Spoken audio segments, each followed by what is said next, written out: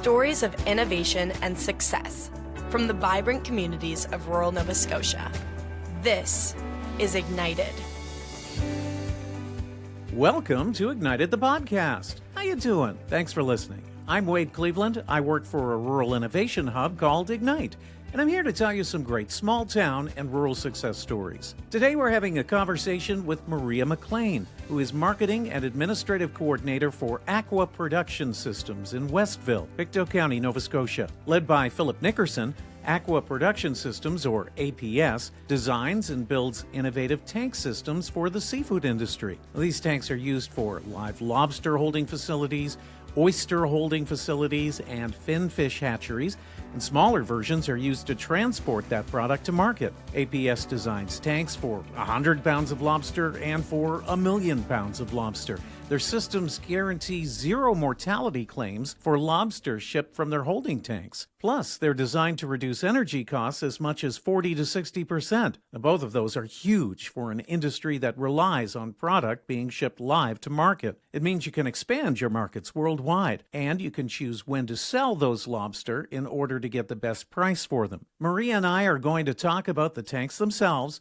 about running and building a business successfully in a rural area, and about the fun way that APS is being marketed on social media and at trade shows. Maria, thanks for chatting with me today. A pleasure. I'm so excited to be here. Thank you for inviting me. Well, we're really excited to have you here. And I want to find out, before we get going with what your company does, talk a little bit about what you do for the company. I do a lot over at Aqua Production Systems, or we lovingly call it APS. So my job is a mix of marketing and admin. So I keep track of all of our inventory. I'm the admin on the G Suite for all of our emails and our Google Drive. I take care of all the travel for our crews that go on the road to support our customers. I do lots of funding for the company, and I also do lead generation. So I've built our entire website, which generates leads. I post on social media and keep track of what's trending, what I think our customers would like. So we have a Facebook, Instagram, and TikTok, our primary social media channels at APS Lobster, if you're looking for us. The other side of social media is the ads. So I run Facebook ads, Instagram, and TikTok, again, leading back to that lead generation. I do our videos for our TikTok channel and also our website. I attend trade shows, and I'm also the in-house graphic designer. I do all of our print media, as well as print advertisements, brochures, catalogs, things like that. Do you ever sleep? No, I'm also planning a wedding, and it's a lot, but it's fun. I like keeping busy. I'm very motivated in my job because I work with some really fantastic people and a wonderful owner. So I'm blessed in that regard, for sure, to be very motivated to work with such an amazing company. All right, well, tell us a little bit about the company. Tell us about APS. It's a hidden gem. It's such a hidden gem because every time I have these conversations with, where do you work? And I say, oh, that's very cool. What's that? I explain, and it always turns into like a hour and a half conversation because people are so interested. So Aqua Production Systems just celebrated its 10th birthday, and we engineer, design, and build long-term lobster holding systems all over the world. Not necessarily just lobster, just seafood holding systems. So we've done things like you'd see in a restaurant, like a little glass tank or something that you'd see in Sobeys. But we've also done systems that hold 250,000 pounds, multiple systems that hold millions of pounds. We're very good at what we do. What you do is kind of amazing. Yeah, we're very versatile in the sense that a customer can come with us with a problem, and we don't have, all right, A, B, or C, what do you want? We ask the questions, we do a site visit, we ask what their goals are, what their capacity is, and we customize the solution for each customer, which is why I think we are doing so well. Okay. Yeah. So can you take me back, back to the early days of the company? Tell us the story about how APS kind of came to be. So the owner of Aqua Production Systems is Philip Nickerson. He's an engineer, and he specializes in aquatic engineering.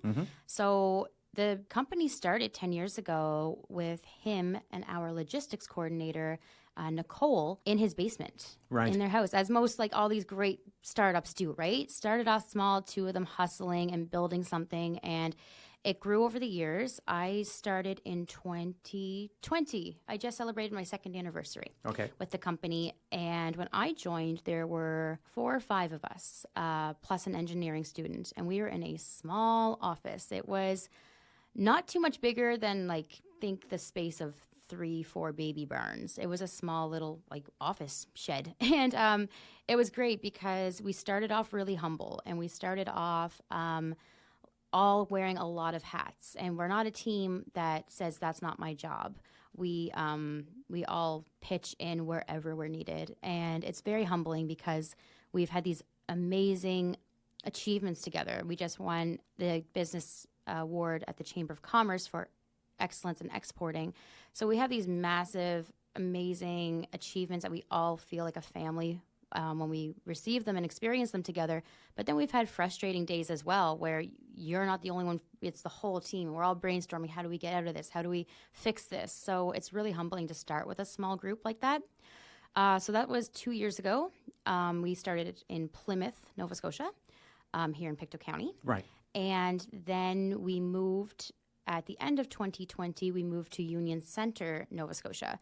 So that was, of course, all through COVID. We didn't lose a single employee. We actually tripled our staff probably. So, yeah, we're a staff of 15, I'd say. So, yeah, it's going very well. Now, I know Ignite played at least a small part in that you used the facility here because you were having issues with internet. Yes, that rural internet is such a pain in the butt. But so we came into Ignite and we took a look at the conference table setup and okay, here this can save us. We can work here and it's a quiet and calming atmosphere, and it has Wi-Fi, so that was great. Tell us a little bit about the actual systems themselves. When our customers are exporting, shipping lobster, we guarantee a 0% mortality and claims. So if you're exporting to China, let's just say, and some of your catch does die, either in China, during export, you have to file a claim with a certain amount of mortality. So we guarantee you're not going to have to make any of those claims when using our products.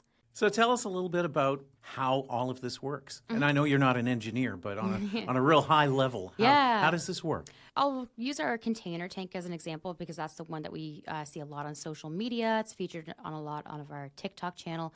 That particular system is made from a recycled 40-foot container, like a reefer that you'd see on the transport truck, an actual container. So we take those, we recycle them and repurpose them into a tank.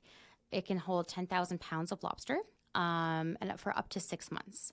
So what our technology does is it actually tricks the lobster into hibernation.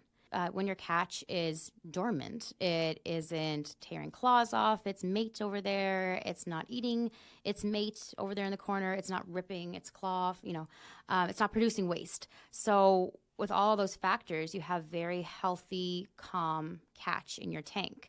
After the 6-month mark, it is possible that the lobster are going to start digesting internally to keep themselves alive in that state.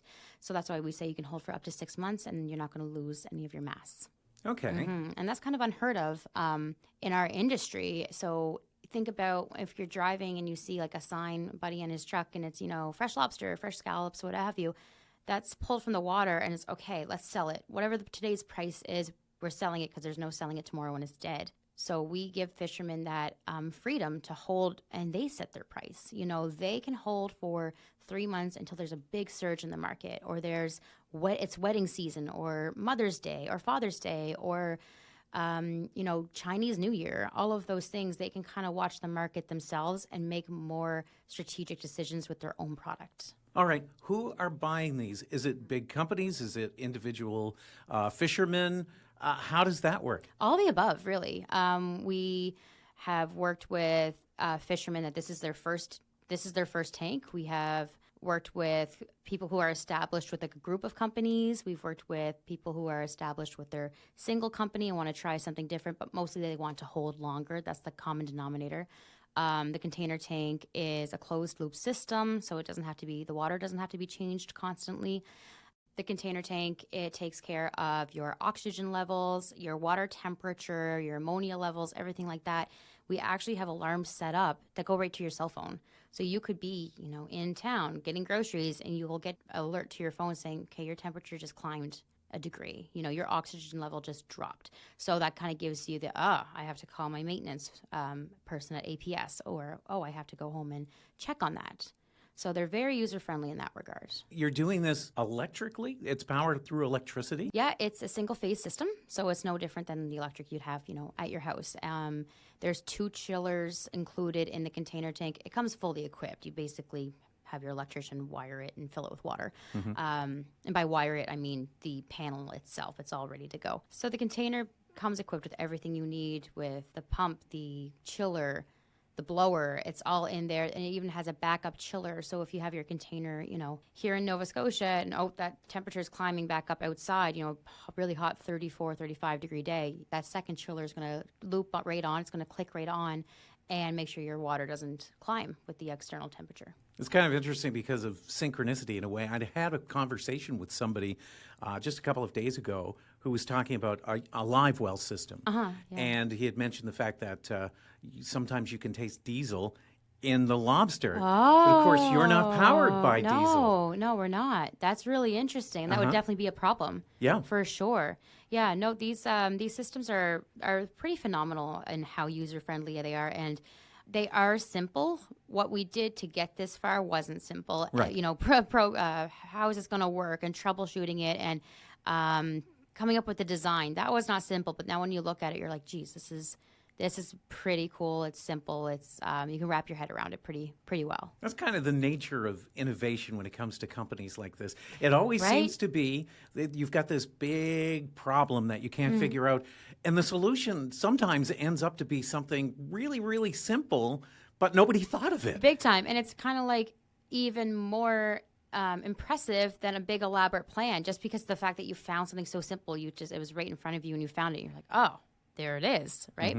So yeah, that's the container tank is definitely a product that we're really, really happy with, and our customers are really happy with too. How do you build a company in rural Nova Scotia? That's a great question. I think you definitely have to align yourself with the right people, which we have. We definitely have at APS. We're all very hard workers. We all have the common goal. In rural Nova Scotia, make sure where you're setting up, you have internet. We came across this issue, and thank you, Starlink. That's not a plug. I'm not endorsed by Starlink. But I definitely think that the main goal is to find those people that not even necessarily have the most experience or the longest resume, but do they fit in with your culture? Do they have the same values that you have and your company has? I mentioned earlier I'm planning a wedding too. A few months ago, my fiance and I had an engagement party here in Stellarton at a beautiful little bar, and everyone in my office came. And if they couldn't come, they texted me that day or sent a card with someone else. That's the company. That's a company I want to work for. And every single birthday there is a cake on the table. Right? So those little things mean so much. And from my experience, like engagement party, that was two of my good friends, my coworker and his wife, came down from Enfield on a Saturday evening, with a present. It was just, I've worked for big companies and I didn't have that. And it's just, that's kind of what I think I'll remember when I'm looking back on my career, are those moments. That's a great answer. Thank you. Let's talk a little bit about selling to other countries. Yeah. Because you do that. I was do that. looking at, I think it was either LinkedIn or Facebook, one of the two. It was social media. And seeing shots of the company in Dubai, for example. Yeah. That's exciting stuff. It is. I mentioned earlier, like not too many people know where I work when I say I'm at Aqua Production Systems, but it's pretty crazy how we are known in the right, I'm making air quotations here, the right circles, in like the wharfs in Maine, APS.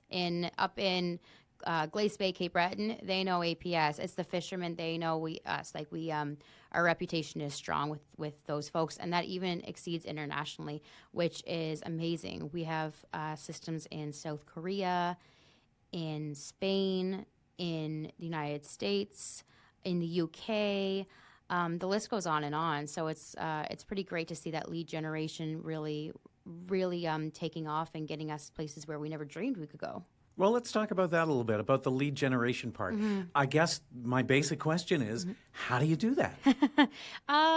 It's definitely a few ingredients in the recipe, and from a marketing point of view, I definitely look at who do we want to see, who do we want contacting us. Typically, it's a male of a certain age, which is really interesting actually, because I'm seeing so many more younger fishermen. I think the perception is when you think of fishermen, it's like an older gentleman with a white beard. His name is probably Skippy or something, right? Right. He's been doing it right, exactly. And that's not what my market research shows. There's just a lot of young people getting into fishing and lobster fishing, which is very exciting. So we kind of look at that market that we want to work with and tap into their interests. So you would not believe how many lobster fishermen in like my age demographic are on TikTok, and they're hilarious. And their TikTok videos are always beautiful, like they're out on the water. They're always hilarious because fishermen are hilarious, and they're always so informative. And they're showing like, this is what I do when I catch this fish. This is like me setting up this net. So they get a very large following. So we've really went into the TikTok world and started trying to make some funny videos, some informative videos, some cheeky videos. And then, of course, internationally, we do a lot with Facebook, for sure, and Facebook advertising. But we try to keep it fresh. We try to revamp every few weeks, or I do, to make sure that our messaging is switching up, that people are seeing different messages and having different reactions to it, whether it be, oh my gosh, that would totally impact my bottom line, or I never knew you could hold lobster that way. I have to learn more about it. So the lead generation is a lot of fun for us, especially when we have an international lead come in that is very interested and motivated, because we just know, oh my gosh, we can cross off, Bermuda off our map. Like we're going to be we're not there now, but that's just when that happens, that we see our company growing by means of where we are, it's always a very exciting thing. I would think so. Yeah. Is it a result of, for example, like you mentioned the TikTok videos you do are amazing, by the way. Thank you very much. They really are. Does somebody reach out to you saying, I saw your TikTok video, I want to learn more? All the time. Yeah, we have one from the last show I was at was in Moncton. So we have a pinned post of, I'm actually talking to myself. I'm playing two characters, buying a container tank, and that is at 46,500 views.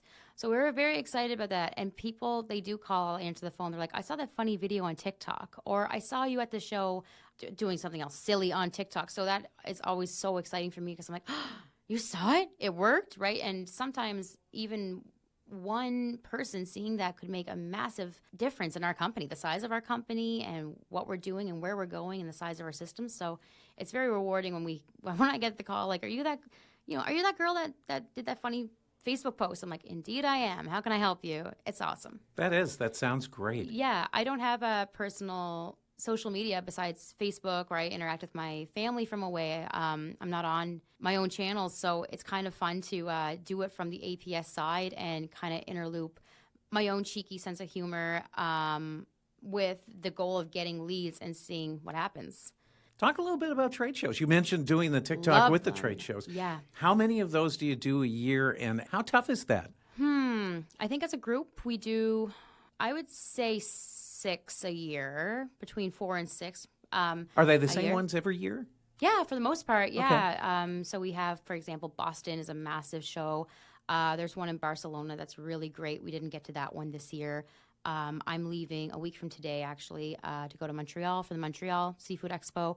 So trade shows, I really do enjoy them. I'm a people person. I love talking to our potential customers. I love hearing their problems that I can take back to our engineers and be like, hey, this is a problem this person's facing. Do we have a solution? Can we build a solution? What would this look like?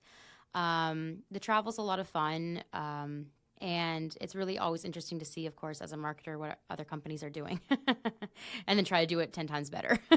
Oh, yeah. We have a 40-inch model of our 40-foot container tank, and it's really incredible. It was designed so beautifully by a company for us.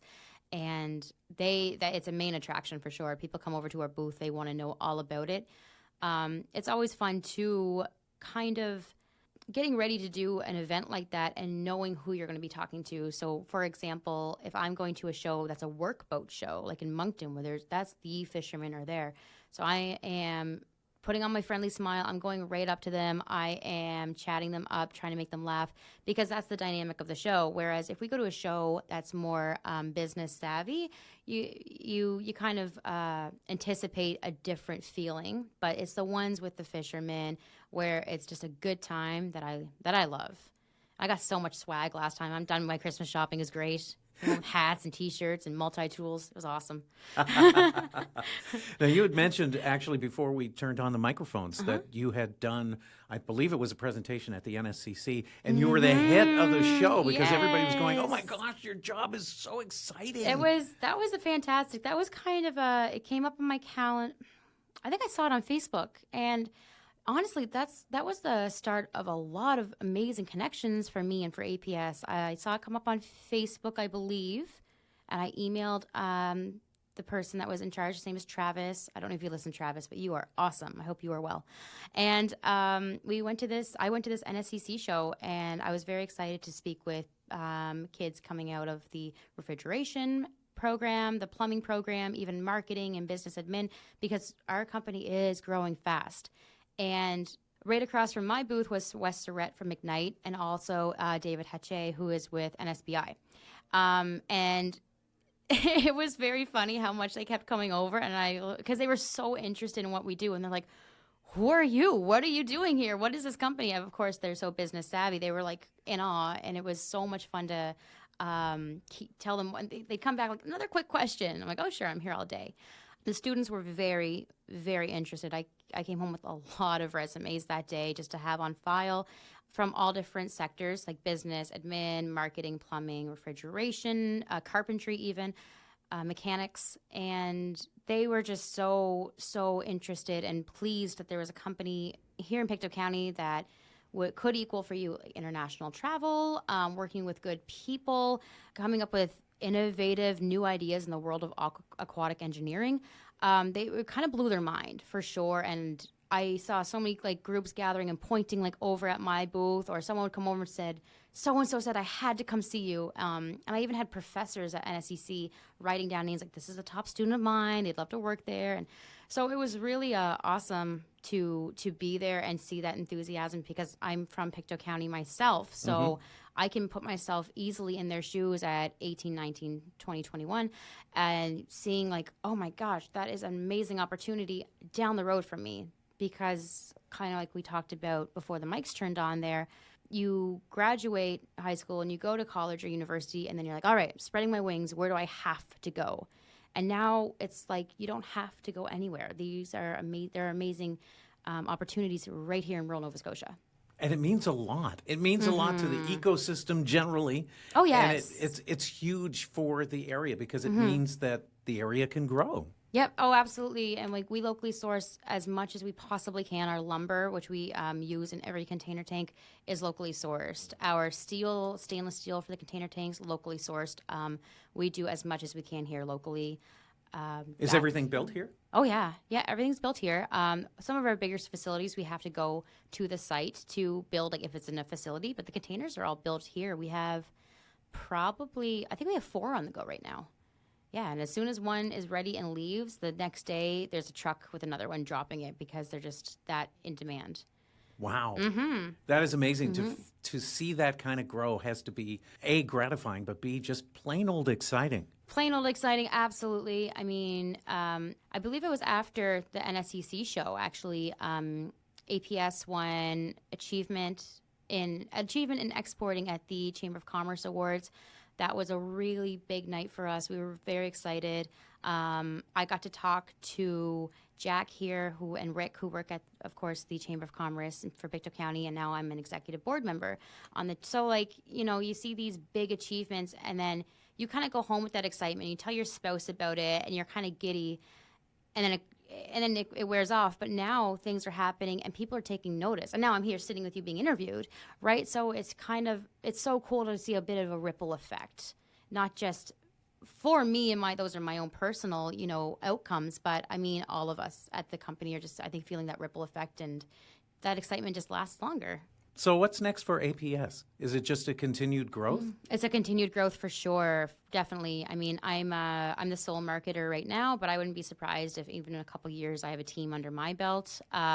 We definitely want to hit the ground more with sales internationally. I want to be able to say in a few years that I have a system on every continent. So if you're in Australia, hit me up.